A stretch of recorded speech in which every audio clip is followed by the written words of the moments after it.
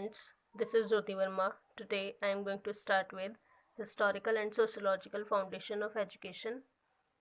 जैसा कि हमने इस सब्जेक्ट का यूनिट फर्स्ट पूरा कंप्लीट कर लिया है और अब हम हमारा सेकंड यूनिट स्टार्ट करने जा रहे हैं।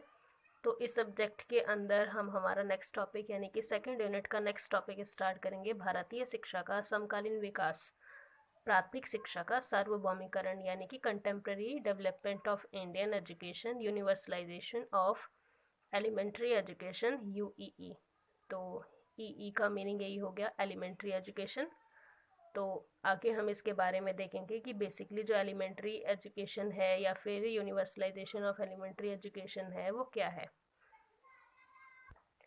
तो सबसे पहले हम देखेंगे प्राथमिक शिक्षा का अर्थ यानी कि मीनिंग ऑफ एलिमेंट्री एजुकेशन। तो फर्स्ट हम देखेंगे इसके अंदर भारतीय संविधान के अनुसार अगर हम देखें कि एलिमेंट्री एजुकेशन यानी कि प्राथमिक शिक्षा क्या है, तो इसके लिए आगे हम देखेंगे राज्य इस संविधान के प्रारंभ यानी कि 26 जनवरी 1950 जब हमारा संविधान लागू हुआ था, किसके द्वारा? भीमराव अम्बेडकर के द्वारा।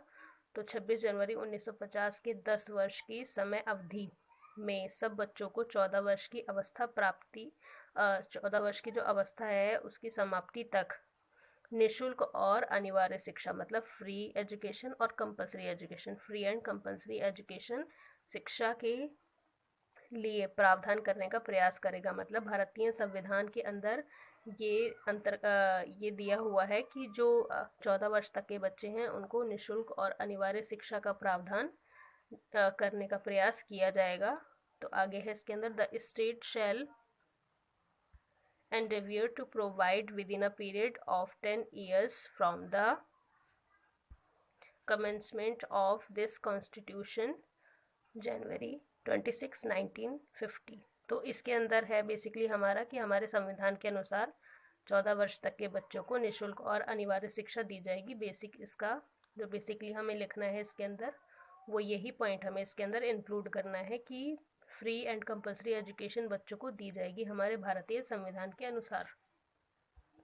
नेक्स्ट हम देखेंगे इसके अंदर सेकंड पॉइंट में क्या है हमारा, कोठारी आयोग के अनुसार प्राथमिक शिक्षा यानी कि जो कोठारी आयोग है उसके अनुसार प्राथमिक शिक्षा क्या है। तो पहला है हमारा निम्न प्राथमिक यानी कि नीचे लेवल की जो प्राथमिक शिक्षा है, प्राथमिक शिक्षा उसको वो कोठारी आयोग के लिए उसके अनुसार किस तरीके से दी जाती है। तो आयोग ने निम्न प्राथमिक शिक्षा का कुछ समय 4 वर्ष बताया, मतलब कुल समय क्या बताया उस समय 4 वर्ष बताया, जिसमें 6 से 10 वर्ष की आयु तक के बच्चे शामिल हैं।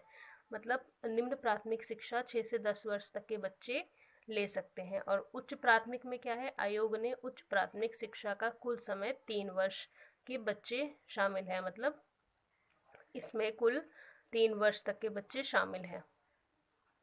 यानी कि 10 ईयर्स के बाद उसके बाद आप 11, 12, 13 और 14 के एंड तक आते आते आपकी प्राथमिक शिक्षा खत्म हो जाती है।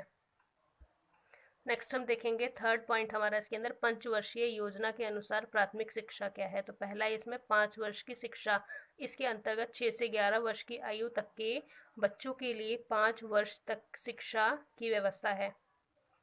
सेकेंड हम देखेंगे इसके अंदर 3 वर्ष की शिक्षा। तो इसके अंदर क्या है, पहले 5 वर्ष तक की शिक्षा जो है वो पूर्ण करने के पश्चात, मतलब 5 वर्ष की शिक्षा को पूरे करने के बाद क्या करते हैं, अग्रिम 3 वर्ष आगे के 3 वर्ष की शिक्षा 6ठी, 7वीं और 8वीं की व्यवस्था, मतलब टोटली यही हो गया 6 to 14 ईयर्स आपको फ्री एंड कंपल्सरी एजुकेशन दी जाएगी। पंचवर्षीय योजना, भारतीय संविधान और कोठारी आयोग तीनों के हिसाब से। नेक्स्ट हम देखेंगे इसके अंदर प्राथमिक शिक्षा की आवश्यकता एवं महत्व यानी कि need and importance of elementary education. तो एलिमेंट्री एजुकेशन की क्या इम्पोर्टेंस है, क्या इसका महत्व है और क्या नीड है, क्या आवश्यकता है, इसको हम देखेंगे। तो इसमें हमारा सबसे पहला पॉइंट है बालक की जन्मजात शक्तियों का विकास करना और मार्गांतरीकरण एवं शोधन यानी कि डेवलपमेंट ऑफ इनेट पावर। सेकेंड है हमारा इसके अंदर समाज की प्रगति में योगदान यानी कि contribution in progress of society.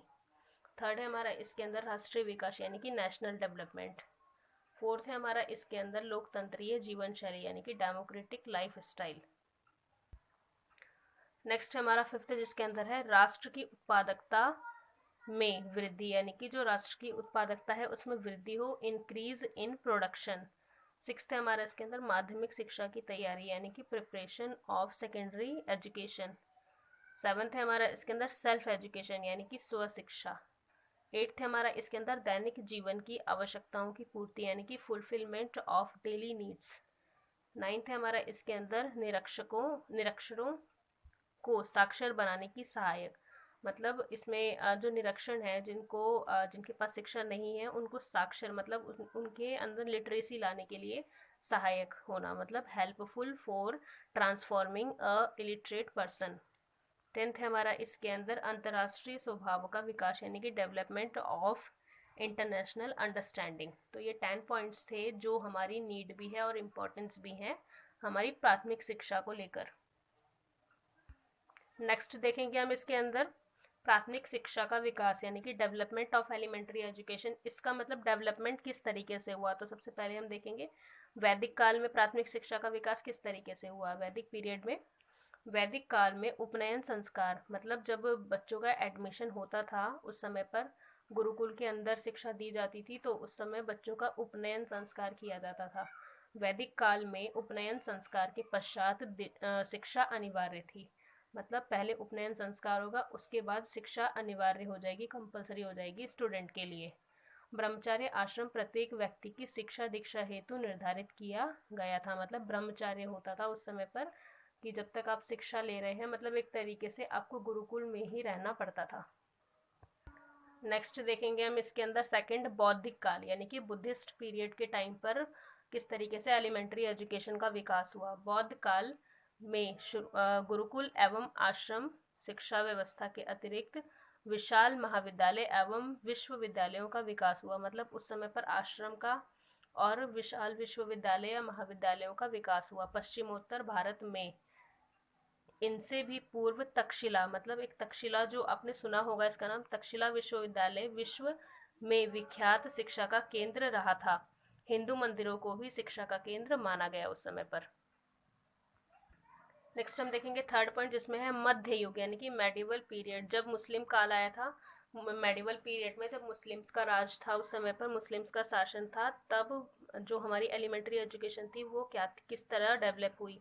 Bharat में मध्य युग में मुस्लिम शासन के समय प्राथमिक शिक्षा की हिंदू व मुस्लिम व्यवस्था पृथक थी। हिंदू व्यवस्था तो परंपरागत पाठशाला के रूप में मंदिरों में लगी रही, मतलब उस समय पर जो हिंदू परंपरा थी या फिर जो हिंदूज के जो स्टूडेंट्स थे वो क्या थे, वो मंदिरों में पाठशाला एक तरीके से उनकी होती थी और वहाँ पर वो एजुकेशन लेते थे। और इस्लामी कहाँ लेते थे, इस्लामी व्यवस्था में क्या होता था, इस्लामी व्यवस्था में शिक्षण संस्थाएं दो प्रकार की थी। मकतब छोटी पाठशाला हुआ करती थी जहाँ पर छोटे बच्चे जाया करते थे, और मदरसा उच्च शिक्षा के लिए। और जो छोटी कास्ट के लोग हुआ करते थे, निम्न वर्ग के लोग हुआ करते थे, वो सिर्फ मकतब तक ही जाकर रह जाते थे। मदरसे में उनको उच्च शिक्षा नहीं प्रोवाइड कराई जाती थी। मदरसे में वही स्टूडेंट्स जाते थे तो जो बड़े घराने से होते थे। नेक्स्ट हम देखेंगे इसके अंदर स्वतंत्रता के पश्चात भारत में प्राथमिक शिक्षा यानी कि primary education in India after independence.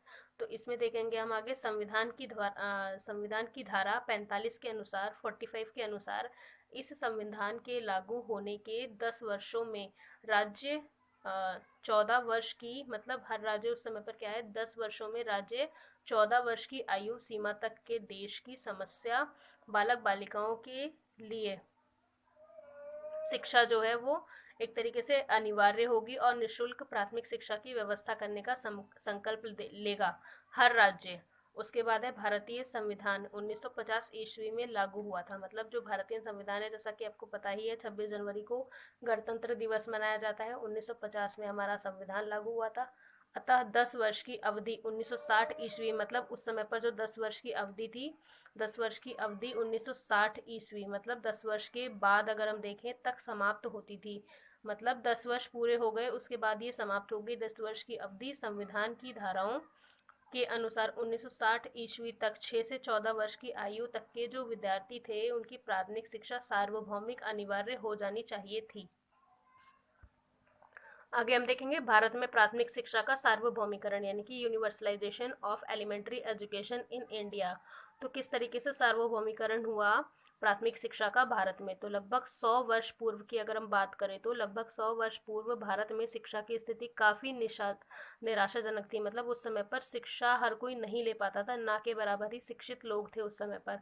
शिक्षा का लाभ केवल समाज का एक वर्ग ही प्राप्त कर रहा था, मतलब जो बिल्कुल ऊंचे वर्ग के लोग थे। परंतु स्वतंत्रता प्राप्ति के पश्चात भारत की प्राथमिक या फिर प्रारंभिक शिक्षा की स्थिति में व्यापक स्तर पर, मतलब वाइडर लेवल पर परिवर्तन आया, बहुत ज़्यादा चेंजेस आए उस समय पर। और अब शिक्षा प्रत्येक व्यक्ति का अधिकार बन गया, मतलब राइट टू एजुकेशन, जैसा कि आपको पता ही होगा कि यह आपका एक अधिकार है, शिक्षा का अधिकार। प्राथमिक शिक्षा का सार्वभौमिकरण अपने आप में व्यापक अर्थ रखता है। संविधान की धारा 45 यानी कि 45 के अधीन 6 से 14 वर्ष तक के जो बच्चे हैं, 6 से 14 वर्ष तक की आयु के सभी बच्चों को अनिवार्य व निःशुल्क शिक्षा उपलब्ध करवाएगा। मतलब हमारा जो हमारे भारत में प्राथमिक शिक्षा का जो यूनिवर्सलाइजेशन हुआ एलिमेंट्री एजुकेशन का, उसमें ये प्रावधान आया और इसमें सबसे बड़ा हाथ किसका था? हमारे संविधान का था और राइट टू एजुकेशन का था, यानी कि शिक्षा के अधिकार का था।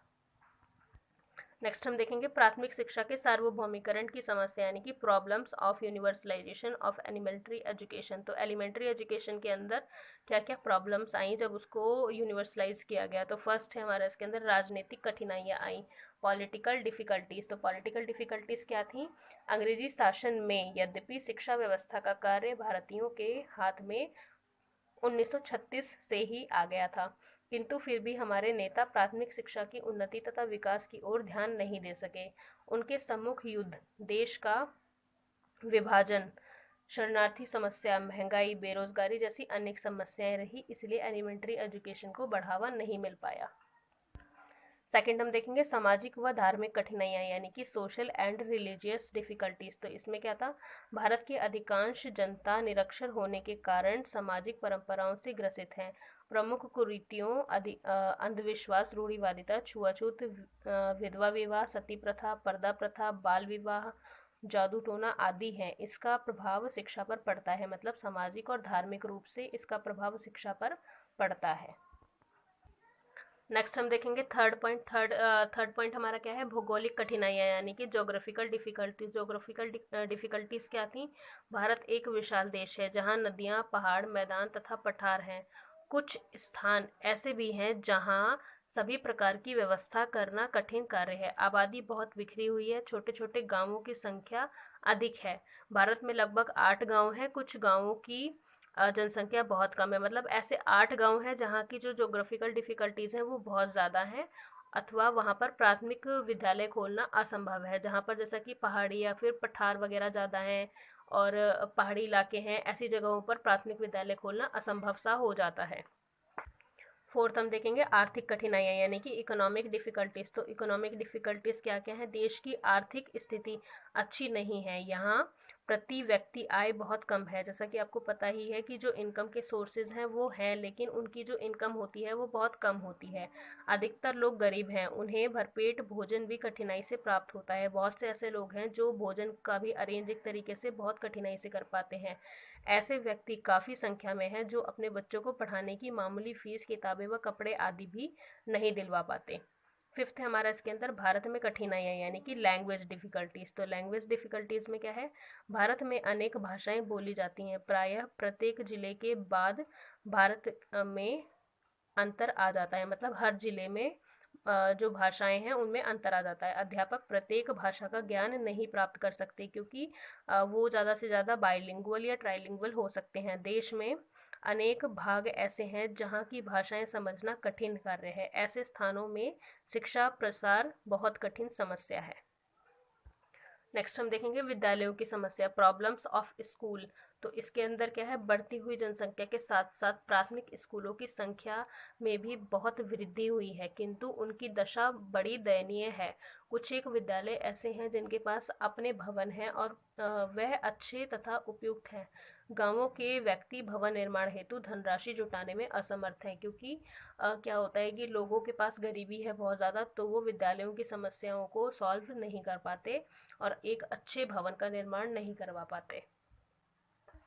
नेक्स्ट हम देखेंगे एट्थ पॉइंट हमारा, जिसके अंदर है पाठ्यक्रम की समस्या, यानी कि प्रॉब्लम्स ऑफ करिकुलम। तो इसके अंदर क्या है?